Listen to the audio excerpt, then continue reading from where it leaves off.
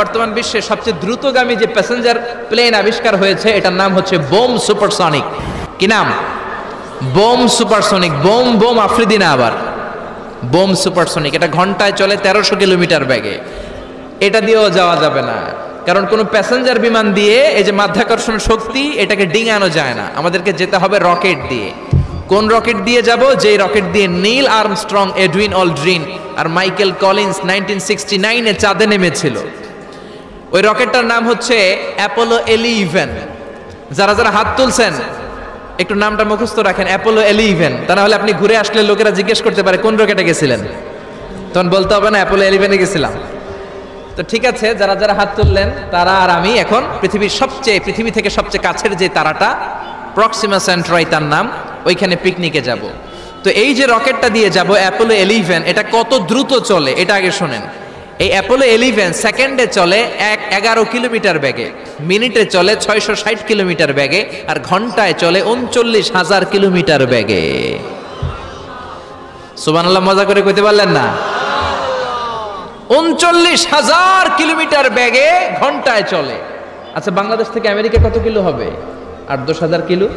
তার মানে এই রকেটটা দিয়ে বাংলাদেশ থেকে আমেরিকায় 1 ঘন্টায় 4 বার আসা যাওয়া করা যাবে। সুবহানাল্লাহ পড়েন।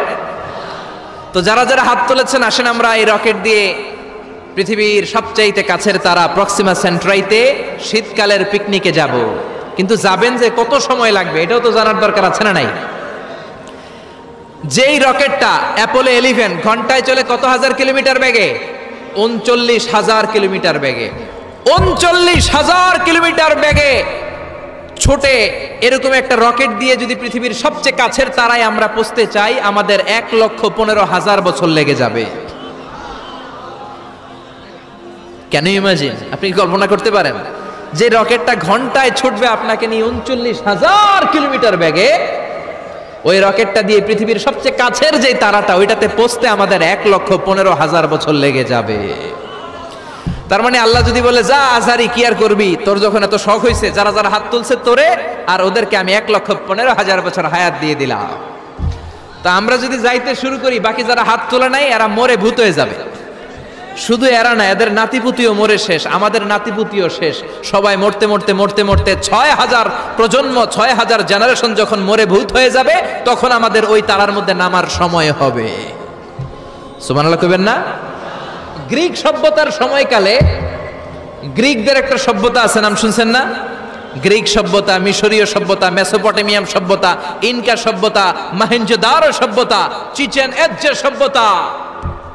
তো এই যে গ্রিক সভ্যতার সময়কালে কেউ যদি এই প্রক্সিমা সেন্ট্রাইতে এই রকেটটা দিয়ে যাওয়া শুরু করতো, তাহলে 2018 সালে তাদের পুরো সফরের মাত্র 4% কমপ্লিট হতো।